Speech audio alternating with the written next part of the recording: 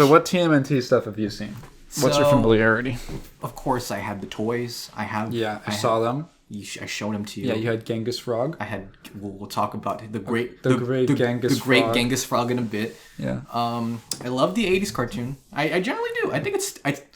Of all, you don't have to like. You're clearly insecure about it because I didn't even look at you, and you were like, "No, you can say you like the 1980s. I fucking like the Transformers cartoon from the 80s. I don't. Well, fuck you then. I think of all of like the 80s. You think of like Thundercats, He-Man, Transformers. Gem could technically also be one. Yeah. I think that TMNT is definitely the best of all of them. Okay. I'd say. Okay. Because I feel like the TMNT have personality. Are you telling me that Star Cream? Starscream. It's like the porn name. Oh. That's a good one. Yeah. What Megadong. Coctimus Prime. Coctimus. Bumblebitch. I don't know. Cumblebee. Bumblebee, there you go. Yeah, Jizz. You didn't even, that's easy. That's so easy. I know, right? Yeah. I like TMNT. I think I think what caught me about it was like I love the mutants. You like mutant? You like fucked up mutant freaks? Fucked up mutant freaks. Oh, dude. Ew. Okay, when you said it, it was like gross. It's just perfect for like a toy and a character. And as we go along, a funny thing to say. As we go along in this movie, that it had what perfect for a toy and a character. It's you usually don't get both. Because what you just get like, oh, this character is a robot. This character is a skeleton. Oh, fine, okay. Whatever. He's a skeleton with a funny voice. Yeah. I don't know. I like the 80s cartoon. I like the Nickelodeon one too. I actually think that was pretty good. The newer one? There's been so many. There's two by Nickelodeon. There's the CG one. Yeah. And there's Rise of the Teenage Mutant Ninja Turtles. Oh, the Michael Bay one? No. It's like a 2D animated show. Oh, 2D? It's 2D animated. Really? It's one of the few where April is black. Is that recent? Yes, it's like 2018. Oh shit. Okay. Yeah. I watched the 2003 one a little bit. Is that the movie? The CG, no. CG 2003 one is like the like a 2D cartoon. It's like a more serious take on. Is that the one in the future? Yes. Oh yeah. Okay, I know that one. I feel like I've seen one episode of that. And speaking of that CG movie, I saw that one as well. Not too big on that one. I think it's all right. And I did see the Bay Turtles in theaters. Okay. And they're probably bad. We'll get to them because they're Nickelodeon movies. Is the Fox lady in there? Megan Fox. She's April O'Neil. Yeah, okay. We'll talk about those movies when we get to them. We'll cross that bridge when we get to them. Yeah. I'm surprised we haven't landed on those yet. We did, and then you said, I don't want to fucking watch that. We landed on the second one because we wanted to do the first one first. Second Birtles. So we'll get to those when we get to those. We have very different knowledge of... What? I love the Jim Henson Ninja Turtle movie. I love that movie. Oh, the live action ones. Yeah. Go Ninja, go. I like it because it has Vanilla Ice in it. Yeah, and the second one does. My favorite white guy. And I pretty much almost consumed every piece of Ninja Turtle media, and I like it. Okay, it's up there. Have you watched the stage performance? Are you talking about the Christmas thing? No, coming out of the shell. Yeah, I have. Yeah. I think that's the only... Okay, so I was going to say, for my history with the Tum Nuts, the only things I've ever really seen, I've watched the Nostalgia Critic video on the cartoon, the original 80s cartoon. Uh-huh. I've watched the 2000 whatever CG movie. Mm-hmm. I had 2007, and I had the DS game for that. Mm-hmm. And I've watched the Phaelus videos on coming out of their shell, both tours. Oh, okay. Which I love those videos. Uh-huh. I think those are really funny. So that is, I mean, does it really matter? Does it? I know their basic personalities and the premise. Leonardo is the leader. He's the leader. Naruto. No, leader Nardo. Leonardo. Yeah, Leonardo. Leon Kennedy. Raphael is... He's the big boy. Michelangelo likes improv. He's the party dude. And Donatello does machines. I like that you know. Yeah. He does machines. He does machines. He fucks the machines. Okay, dude, like, slow it down. We get this it. Is you're not the 10-inch Mutant Ninja Turtles. Okay. That's my I mean, like, it doesn't really. Yeah, all you need to know. It's kind of like Warhammer. Yeah. You just need a basic understanding of the setting. Then you can kind of watch anything. You could literally watch. It is kind of like Transformers or He-Man in a way, where it's like it's very transferable. You can pick and choose which iteration you would like. I don't know shit about He-Man though. I know that. Me neither. That's the dude. I can't believe they called him He-Man. What the fuck were they thinking? You sound like ABGN right now. What were they thinking? No, legit. What kind of a name is that? I don't know. It sounds like a joke. I don't know. What was that? What the hell was that? That scared the shit out of me. Is that your mom? I don't know. I wonder if that picked up. Or is it? It's like a Conjuring type thing. So we went to go see Mutant Mayhem. That's what it's called. Yeah. Great title. Yeah. Better than He-Man. Yeah, better than He-Man. Yeah. The Turtle. That's what it would have been called. He Turtle. So I had no expectations of this film going in. Neither did I. It looked cool. We just saw it on a whim. I didn't see a trailer. Well, you know me. I don't watch trailers. We got a few of these trailers for like other movies. Did we? Because I forgot about it. Mario, we got the trailer for TMNT. Barbie, we got the trailer for TMNT. Oh, we did. See, I forgot about it because I don't remember that. Stuff. It was shockingly for the amount of trailers and like buzz this movie's getting. Apparently not doing very well. Not doing very well at the box office. At the old BO. The BO. Yeah, the box office. But perhaps maybe this will get a Puss in Boots Last Wish treatment and get better with the week. Yeah. Plus the fact that there's really not much that's kind out. of spoiling what we think of it. Because spoiling what we think of it. We were just getting to that. Yep. So neither of us went in with any. I knew what it looked like. And I know it's a Maninda Turtle movie. Nimba Turtle. And Nimbus you Turtle. Also apparently did not have any expectations. I thought it looked cool from the trailers. I'm always open for a movie that doesn't use the Pixar DreamWorks type of style. Yeah. I'm open for that, even for movies that you may not like Nimona. I love the. I know your problem wasn't for that movie; it's not the animation, but I'm open to.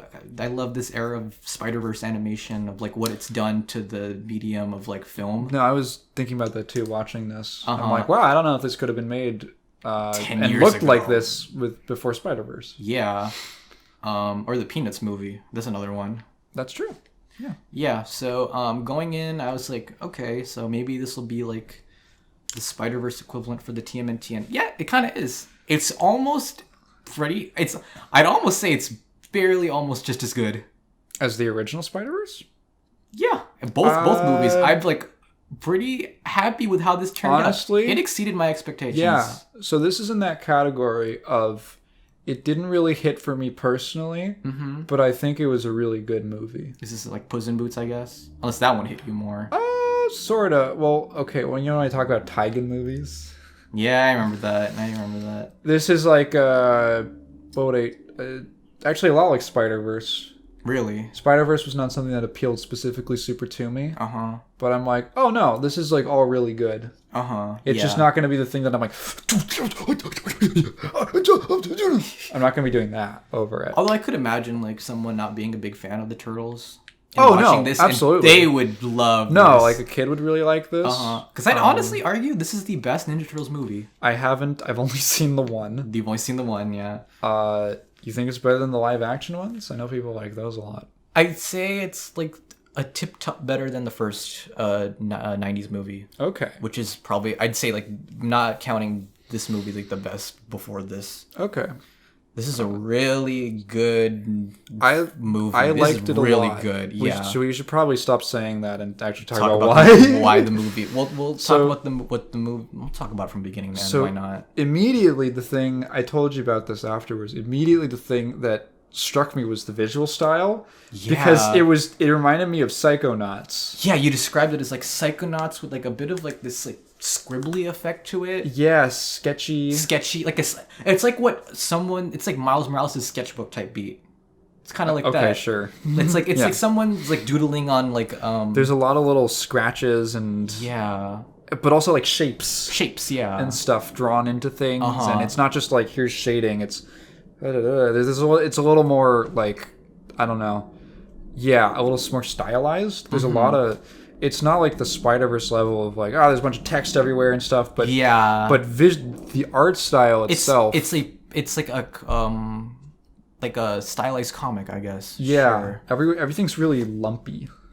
Nothing is proportionate. Which I like. Everyone's lumpy and a little funky looking, including the humans. Yeah, the humans too are like all like disproportionate. Yeah, like Psychonauts. I like that the turtles each like body-wise looked really different. Yeah, they all had. That's always been like you can't tell who any of these fuckers are in black and white.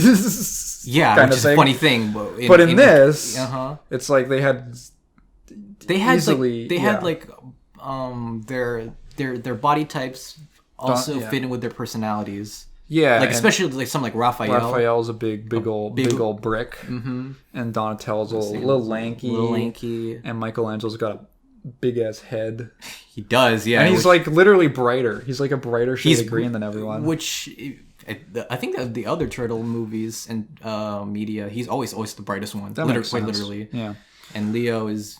Yeah, he's turtle. He's turtle guy. He's like the default character you choose in a game. So like one of the first shots was in this like hallway or something, and it was just moving down the hallway, it was like around. It was like swooping up to the door. Yeah, Baxter's lab, and played by Gus Fring. That guy. I thought he would have a bigger part of the movie, but nope. Did he die? Presumably dead. No, Giancarlo Esposito. Is he dead? The actor? Yeah. He's alive. He's alive. Who died from Breaking Bad recently? Hector Salamanca. Mark. See, I'm racist. I thought that. I just knew he was like not. I said a running theme of this was bigotry. Which just pops up again in this film. Yes, it sure does. So anyway, the shot of the hallway, just to finish that. I was like, this feels like a scene out of a video game. Yeah, I feel like I'm looking at a video game where it's like a cutscene. Yeah, or like the camera cinematically moving around like in the environment in a good way. Everything in this movie, like the motion's really cool. Yeah, it feels like everything is like. Sometimes it feels like 60 FPS, and like sometimes it feels like 30. Yeah, it's like switches back and forth to being smooth and rough. It's not doing the thing that like Spider-Verse or Puss in Boots did, where it was like really like 24 frames limited, or 12 frames limited kind of thing. It's just slightly snappier and then slightly more fluid. But I think a lot of the stylization was just in the art style. Yeah, it reminded me a lot of. You probably not seen this movie, but you know about it. Mitchell's versus the Machines. I don't even know what it looks like, to be honest. If I showed you a clip from it, you'd be like, yeah, this a lot of what Mutant Mayhem has. That movie had too. Okay. So, the plot. Well, it's like Teenage It is a TMNT plot. It's a Ninja Turtles origin story kind of. It's not really. It reminded me. I was gonna say this reminded me a lot of the Batman, where it's like. We're jumping for like we don't have to do the whole origin story, but it's like in between. It's like getting like them kind of like learning the ropes of being a hero. Yeah, it's like a year one. Year one. They're 15, so it's not exactly year one. I will say this. Speaking of like their age, this is like one of the first times where I feel like they've totally emphasized on the fact that they're teenage Mutant Ninja Turtles. Because I feel like most like the Michael Bay movies, like even the other like 90s movies, they feel like 20-year-olds. 20-year-olds, or adults. This is one of the few times where they emphasize the fact that they're teenagers. That's really true, and I see because I have such limited exposure. So I picked up on that, but I didn't get it in like the relation to the other stuff. But you're totally right now that I think about it. This is totally like if you want teenage Mutant Ninja Turtles, this is it. Yeah, they're 15 years old and they act like 15. They say the word Riz. They say sus. They say sus. Well, sorry, April says sus. But she's also like 15. But yeah, true. She looks older. I thought she was like a college student or something. I think they wanted to match her to the fact that she's in like a high schooler. Yeah, I think it would have been. So I was anticipating Leonardo, because he doesn't know about human being culture, being like asking her out, and she's like, well, aren't you like 15? Dude, I'm not a pedophile. Like, what the fuck? I guess they kind of get that they're teenagers with each other, so I guess. Well, in this, she's like a high schooler. Yeah, a high schooler, so they're like the same age, basically. Mm-hmm. So wasn't April black in the comics initially? So yeah, this whole thing started like a controversy. Like, oh, why is this is woke? Why is April black? But like, yes, with the burgering. With the burgering, April was initially so many burgers because he's a large guy. Okay, you know? Shut up. Okay. Yeah, that April was always meant to be like a black character in the comics. The first iteration of the Turtles being the comics. Yeah. And it's just like, I think starting with the 80s cartoon, she just started being white. And it's just something that's been translated over to like every iteration up until Rise of the Teenage Mutant Ninja Turtles when she was black again. Because everyone was just assuming everyone knows the 80s cartoon as like the more than the original comic. Yeah. I didn't know that April was black until I saw it online. Yeah. Like, hey, there's no comic she was black because I've never read them. Yeah. I'm not too. That's like one of the few I'm like not that too familiar with, but I know things like that. So yeah, it's like, well, it doesn't even really matter. No, it's her characterization does feel much more different than most other iterations, though. I wonder if it's just because she's younger. That's true. Because, you know, when you think April and you think of, like, this voluptuous, sexy, like, reporter girl, here she's a fuck-up. She just consistently, like, even, like, her backstory, like, her whole thing is, like, yeah, I want to be a reporter, but, like, I can't because Well, she has stage fright, she's unpopular, and... She has, like, this really uncomfortable vomit scene that lasts... That was a little too long. I'm gonna be honest. Yeah, it literally felt like a Family Guy bit that they did. Have you seen this? Where it goes on too long? And it's also vomit. Oh, God. They drink like a cup of like Ipecac or whatever the fuck. What is Ipecac? It's like something that makes you vomit. Okay. Yeah, that's another Family Guy clip that people are familiar with. It feels like a Family Guy bit that goes on for too long. And the way that it looks like I don't know. It looks like Nickelodeon slime. It does look like Nickelodeon slime. Yeah. It's just like, oh, funny. That's where it comes from. Ugh. I don't want to think about that. We're about to eat dinner soon after this. I don't think about that. Yeah, it's just like I like her arc in this though. Oh yeah, it's very sweet. As someone who doesn't really know the character, I vaguely know her as being kind of spunky. She's kind of like Lois Lane. I was literally just about to say that. She's like a very Lois, and they're both reporters. She's got to get the scoop. Yeah. Yeah. I guess to tell you about the plot. So. The movie opens and they're like 15, and they live in the sewers with Master Splinter, who's like Jackie Chan. Jackie Chan. I didn't even realize till the end, and they really crank up the old wise Asian parent thing with him, which I thought was which they kind of do in the other ones too. Okay, in the 2012 Nickelodeon cartoon they do. Okay, they do up that up. I figure that. Okay, I know in like the 80s one he's more just like the sensei. Yeah. That's kind of like thing. He's kind of like that. What's that? Like Mr. Master Miyagi. Yeah. And so they immediately established, we are turtles. We are racist as fuck. They say that's like they say like so. Fuck humans. So there's like an overarching thing in this movie of bigotry, acceptance, and bigotry, and why yada yada, and so people, they've had experience. They go back and do the whole origin story in like a quick little cut through, which I was glad was not.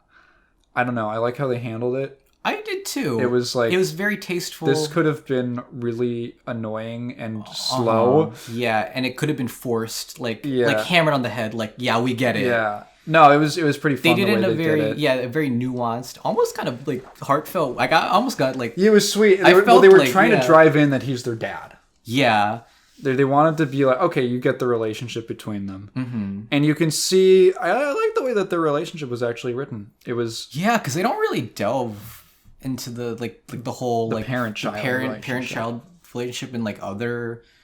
Of the iteration. Maybe they do, but I can't really remember like how like emphasized it was, at least compared to this movie. But I think it's like really sweet, and I really almost got teary-eyed Oh, I was like, oh, like, that's kind of sweet.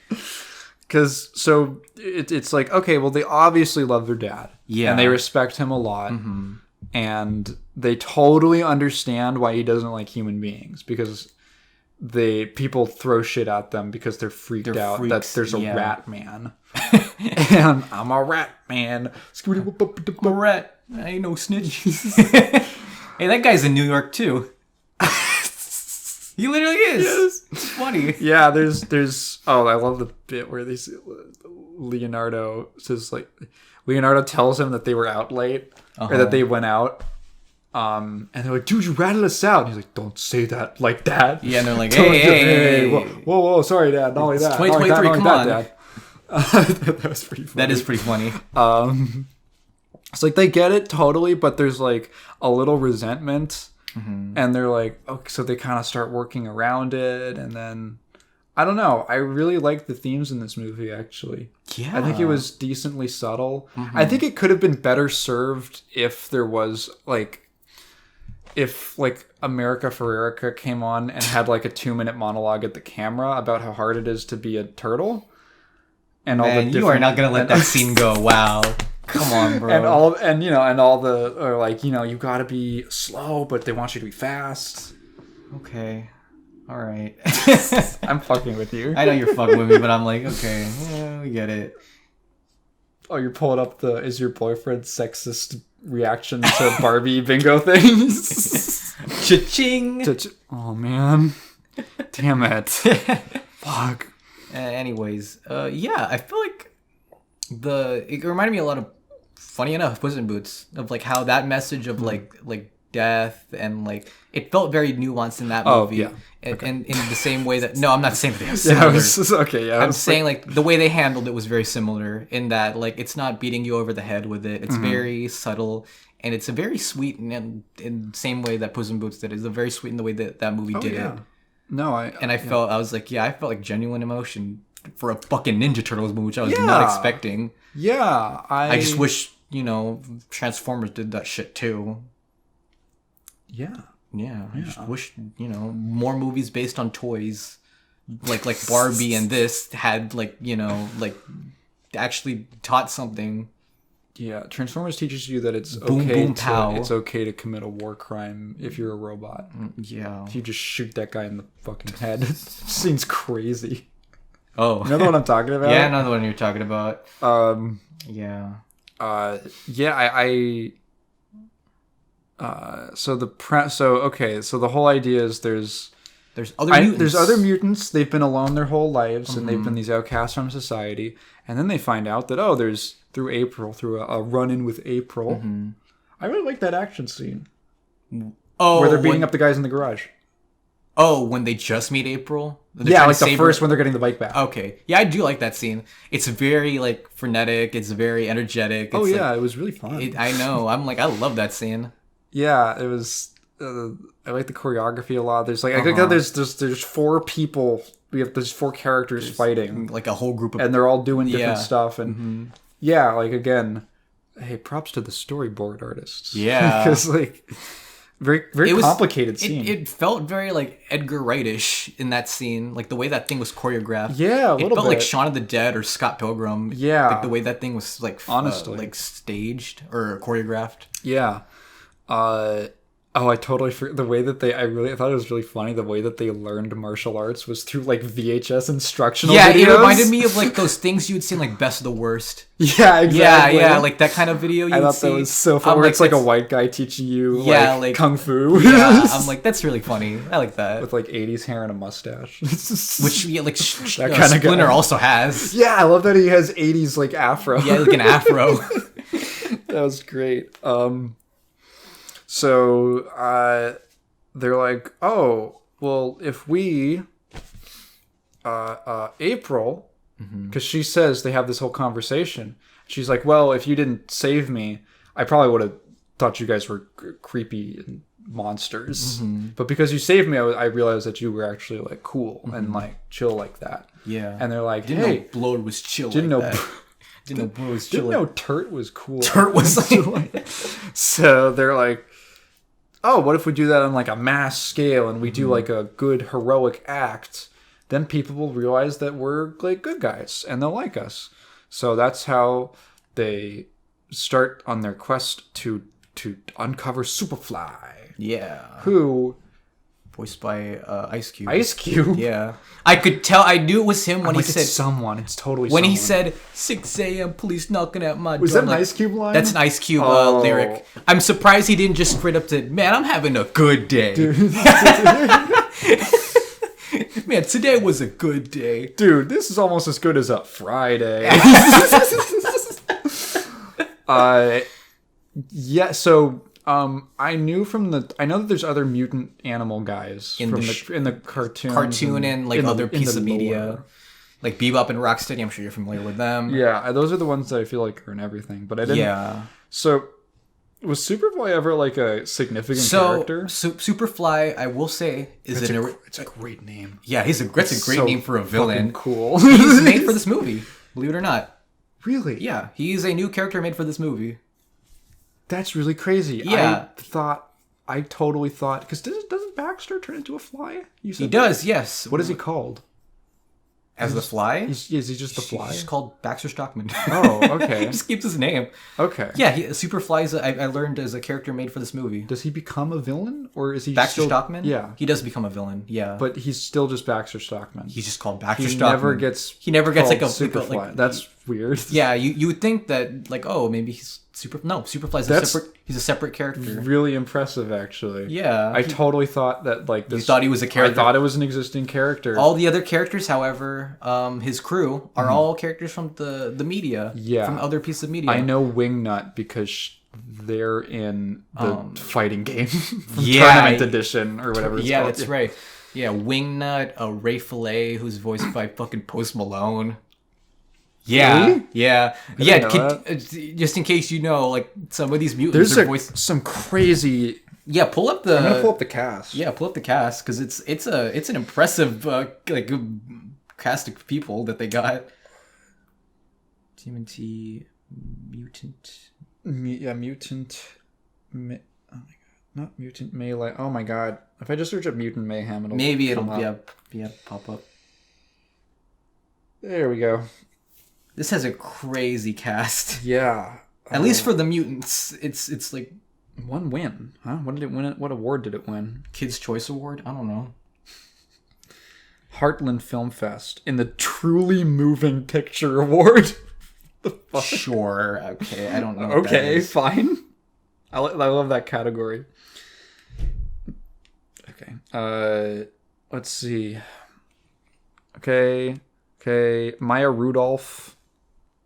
Maya Rudolph was Ultron, who's a character. Utrom, who's a character from the media, but it's not a human. It's an alien. Oh, okay. She's the milker. Yes. Okay. Oh, we should talk about that. Talking about the milkers. Yeah. Okay, in a second. John Cena's Rocksteady. Seth Rogen as Bebop. He shows up at the start of the movie. He does like a little introduction. There's a weird like intro, like oh hey, thanks for coming to support this movie. Yeah. I hope you enjoy it. Isn't there some like old movie that does that? A bunch of movies do that. Yeah. Like when I went to see the recent Jackass movie, I got an intro from Johnny Knoxville. Oh really? Okay. When I went to see Incredibles 2, there was like a little intro like that. Oh okay. I've never had that happen in a movie. There's a few like movies that do that. Okay. Rose Byrne. She's an actress. Okay, she's Leatherhead is a guy. That's the alligator. Well, yeah. Sure, why not? Yeah. Natasha Demetriou She's in Wingnut. What We Do in the Shadows. Not sure. Oh, okay. Yeah. Giancarlo Esposito is Baxter Stockman. Jackie Chan is Splinter. Ice Cube is Superfly. Paul Rudd is Mondo Gecko, who for some reason they credit as introducing Paul Rudd. Does he just want to get rid of the Ant-Man lifestyle? Yeah, he's done nothing before this. Yeah. He's a new man. Post Malone. Hannibal Buress is Genghis Frog. Jimmy Donaldson, the Times Square guy voice. Mr. Beast. Mr. Beast is in this movie, which I didn't realize till the credits. Yeah. Derek Wilson is Spider. I don't know. Okay, well, now we're just getting into like the other people. There was one other funny credit that they had. Alex Hirsch was in the movie? Wait. The creator of Gravity Falls? He's Bossy... he's Scumbug. Okay. Oh, okay. Okay, interesting. there's a guy credited as man who thought a giant rat was a big cat, but it was actually a rat. That's funny. Yeah, that's actually funny. Sign My Baby Mom, and then man who loves being young and free to go places. There's some good credits in this. Yeah, they were really funny with the names. Yeah. Yeah, that's an interesting cast. It's an interesting cast. Superfly's so cool. That's such a good name. That's such a great name. Such a good ass name. He's so fucking cool. He's a great villain, honestly. Yeah. Like, if you had never known anything about the TMNT, you would assume he was like a character from... I literally just said that. Yeah, which is funny, I know. He's a great villain. Yeah, I don't know. I really liked the movie. It's pretty short. It's like 95 minutes. Yeah. Yeah. But it feels, I don't know. It feels like the right amount. It feels just right. Yeah. There's, I don't know, I liked the segment. I liked them. This might sound funny. I liked how empathetic the movie was. Yeah. Where I liked how when they introduced Superfly's backstory. His goons. I like how the turtles are like, these guys are really cool. It's just kind of a shame that they're following this guy who's like kind of insane. Yeah. And then that actually has a payoff. Where they realize. This is full spoilers, I guess. Yeah. You guys know I spoil everything. He spoils everything. I don't care. Where they're like, no, guys, there's totally like, you can just not kill everyone. Yeah, and they're like, and they're immediately like, oh shit, really? Okay, cool. Which I felt a little fast to me, but why not? We have 90 minutes. Yeah. I really liked the thing between Master Splinter. You got used to their porn names. Oh, okay, let's slow down. Between Master Splinter, I almost said it again, and Superfly. I really like that moment. That kind of contrast between them. Yeah, because I totally didn't realize it until they have the shot where they look at each other, and I was like, "Oh, yeah, that's really interesting." And I like how Splinter's kind of wrong, but not like he's like wrong in a nuanced way. Yes, yeah, where he's like, "Oh yeah, I totally had the reason for why I did this, but like, I don't mean it in like a malicious way, like what you're doing." Yeah. Like he's okay. He gets like a mirror up. Yeah. To what his like flaws in his line of logic. I thought that was neat. Yeah.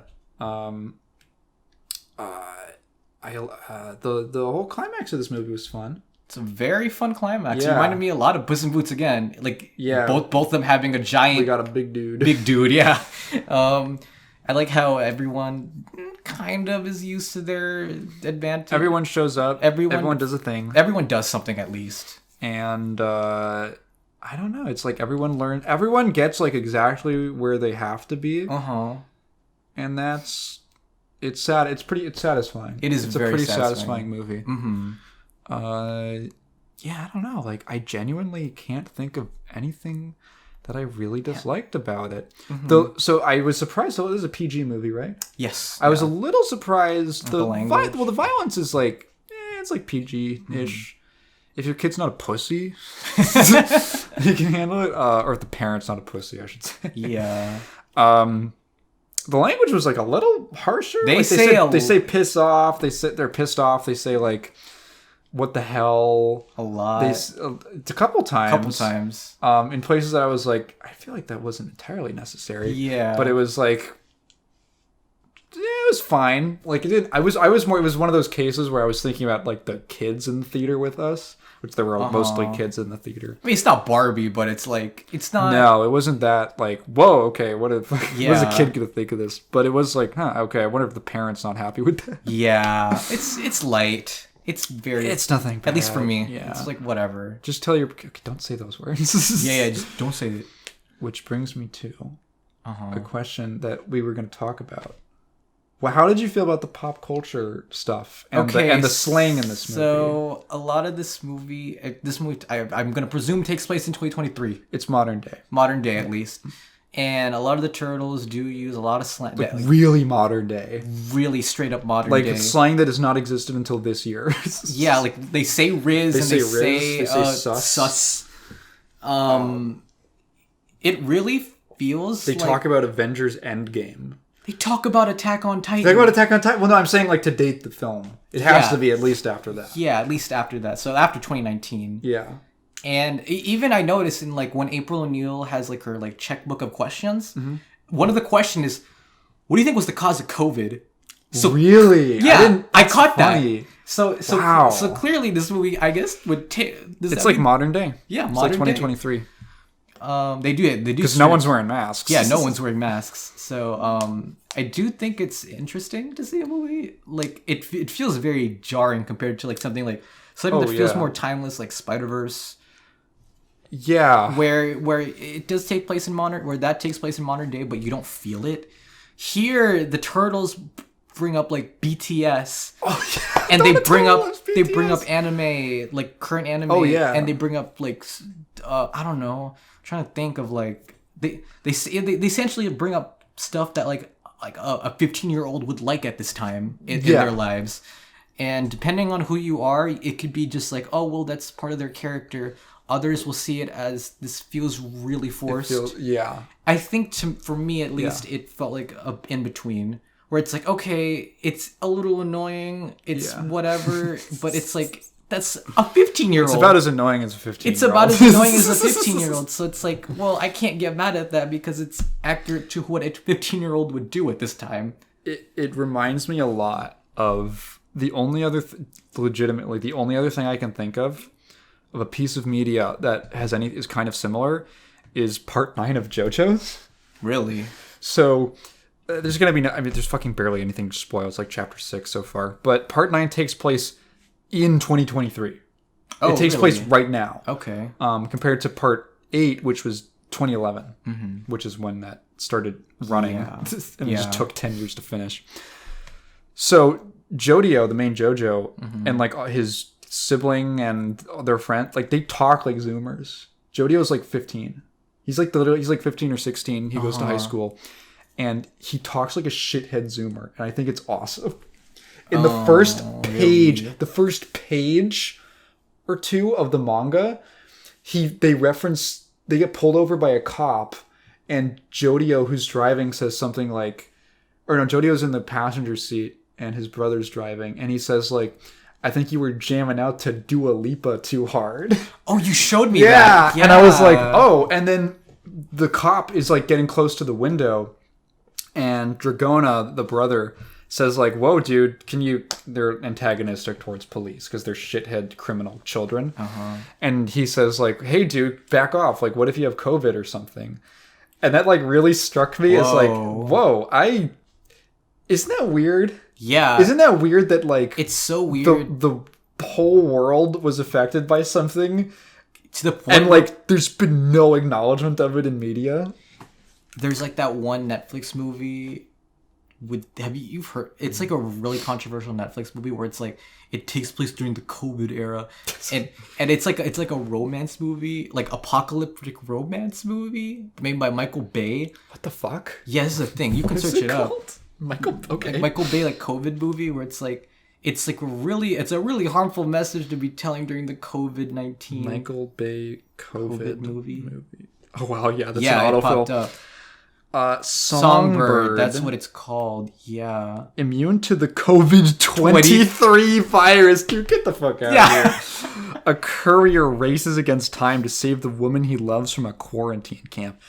December 2020. You're fucking kidding me. This thing got jizzed out. It has a 9% on Rotten Tomatoes. And it deserves that 9%. This thing was, dude, what was the budget? This thing was thrown together in like an afternoon. Demi Moore's in this. Oh no. KJ Apa. Alexandra Daddario. She has boobies. Craig Robinson. What the fuck? Yeah, this is a real movie. Yeah. I find it weird that like it's this gigantic thing, and even though we've been in this thing we're technically out of it now. It's not officially not a pandemic lingering, anymore. But it's like, yeah, it's not. It's like there was zero acknowledgement of it in media. Yeah. Like, no one's wearing masks. You watch a TV show, and like, did you have that thing during COVID, like the first year or two, that where you watch something and you're like, dude, why aren't they wearing masks? Yeah, like a split second, right. And then you're like, oh, right, because this was made before COVID or during, and they just pretended it wasn't. Yeah. Isn't that weird? It is weird. I find it. I don't know. So that anyway, that was like a tangent. Maybe we'll get stuff after this that is like about COVID or something, or takes place during that Potentially, time. Potentially, yeah. But yeah, so the only thing I can think of is like they make references in part 9 to like modern day music, and not like memes or anything like too much like that, but it's not memes. It's extremely, there's like a Breaking Bad reference. It's also like, I'm pretty sure there's some kind of Breaking Bad influence because it's about like drug deal and stuff. Perhaps, drug dealing that makes sense. And Breaking Bad has been out for like 20 plus years. Oh now. yeah. I'm pretty sure someone said there was like a scene that was literally inspired by Breaking Bad, or probably like really close to it, where he's getting interrogated by a cop or something. Oh, I believe that. Yeah. But yeah, you don't get something this, and I feel like that's not like just like a now thing. I feel like it's always been a thing where where anytime there's like, we're gonna make something really hip, it's super out of touch. And we just don't get it because we weren't around back then. Weren't around that time, yeah. We don't get it. This is the first time that I feel like... This is a rare time that I feel like they actually at least captured the way that people talk. And it felt genuine, yeah. Yeah. It felt genuine to our people of this time. Our people. Of or at least teenagers of this generation. Yes, which we are not. We are not. But we don't, some people. But I mean, we're pretty close in age. We're range. Close, and people our age do still say sus. Yeah, you say sus. I say sus. I say fucking Riz. You say, dude, I say it, so I'm guilty of it. So they call me the Riz Cracker. Oh, she's cringing right now. Oh, I'm surprised they didn't say that. They didn't say cringe. They didn't. So they held back. Okay. They didn't say everything. Okay. But yeah, they talk about Leonardo's Riz. Yeah, which I also find interesting because that was kind of funny. I find it interesting that this time around they made Leo the one in love with April. In most, who was it usually? Most iterations, Donnie. Really? Donatello. Yeah, I know in the 2012 cartoon at least it is, but I don't know. Huh. In most it is Donatello, at least from what I remember. So it's interesting. Sure, maybe there's another iteration where it's Leonardo, but I don't know. I didn't even realize there was like a. Was it ever like? Was it ever like a serious thing?